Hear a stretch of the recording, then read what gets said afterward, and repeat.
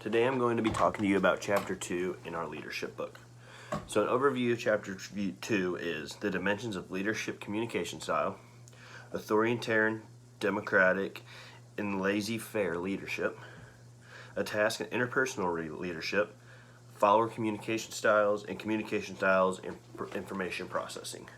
So all these are very important. Different types of leaders, different type of processes. There's always a different type of leader in every sort of group or company, anything, team. There's always different types of leaders that do different sort of things.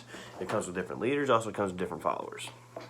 So, one factor that contributes to variations of leader effectiveness and communication style, leadership communication style is a relatively enduring set of communication behaviors that leader engages when interacting a follower. Leadership's communication style may reflect a physiological belief about human nature or simply be a strategy designed to maximize outcomes in a given situation. So leadership comes from way back in the day, or it can come from people trying to get a gain out of other sort of people. Leadership emerges for people. Authoritarian leaders. They maintain strict control over followers by directly regulating policy, procedures, and behavior. So they are the alpha. They are on top. They're going to regulate everything. Authoritarian leaders create distance between themselves and other followers as a means of emphasizing role distinctions. So there's no friendship when it comes to authoritarian leader. They are the leader and you are their subordinate.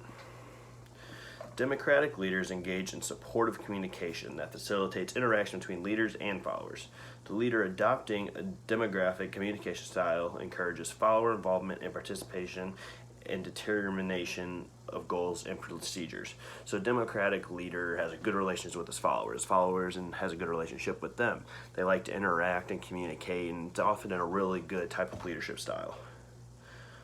Democratic leaders assume that followers are capable of making informed decisions. The demographic style of leadership is often effective, being associated with democratic style of leadership is often most effective, being associated with increased follower productivity.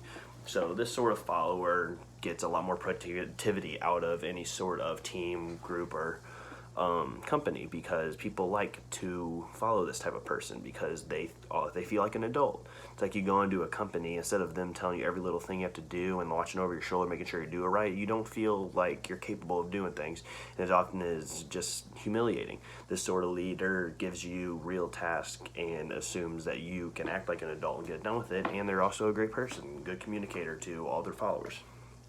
Laissez-faire refers to a term of leader communication that has been called non-leadership by some.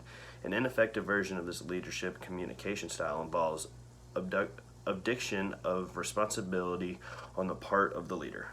Leaders withdraw from followers and often offer little guidance or support. So this person gets the leadership name, and just sits back on their chair and doesn't do anything. He lets everyone do everything, and he doesn't conduct anything. He's just lazy, where hence come laissez-faire leadership.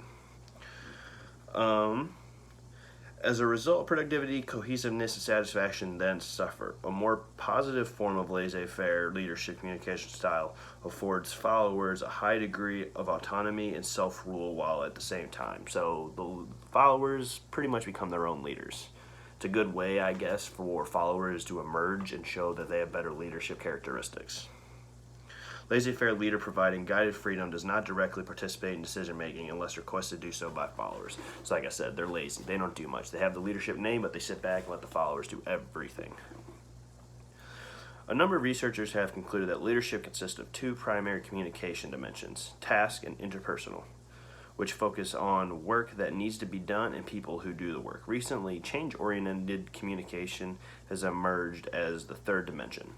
Change or development-oriented communication fosters innovation and change.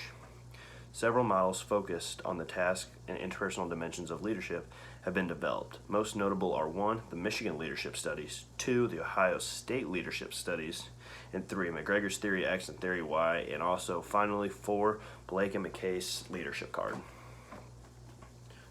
Leadership Grid. Followers, like leaders, need to understand their communication styles to carry their roles successfully. Engaged followership, exemplary followership, and 4D followership models are 3 ways to categorize follower styles. Information processing theories looks inside the minds of leaders, and followers determine how they are selected to respond to communication styles. A leader's selection of a particular style depends 1. On their schemata, or 2. On their categorization of followers and other elements of the situation. Followers enjoy schemas when selecting leaders. Those who most closely resemble the image of the ideal prototypical leader generally get selected for the leadership role. Followers also make inferences about a leader's effectiveness based on performance outcomes or cues. Leaders achieve their goals by influencing how followers think of themselves. They tailor their styles to self-concepts of followers. It may be individually, rationally, or organizationally focused, and at the same time encourage followers to identify collective values and goals. Important implications of the information processing approach include 1. Develop your knowledge and experience base as a leader. 2. Acknowledge the power of categorization. 3. Know your audience. And 4. Performance counts. There's also 5. Be flexible. And 6. Focus attention on the we and not the me.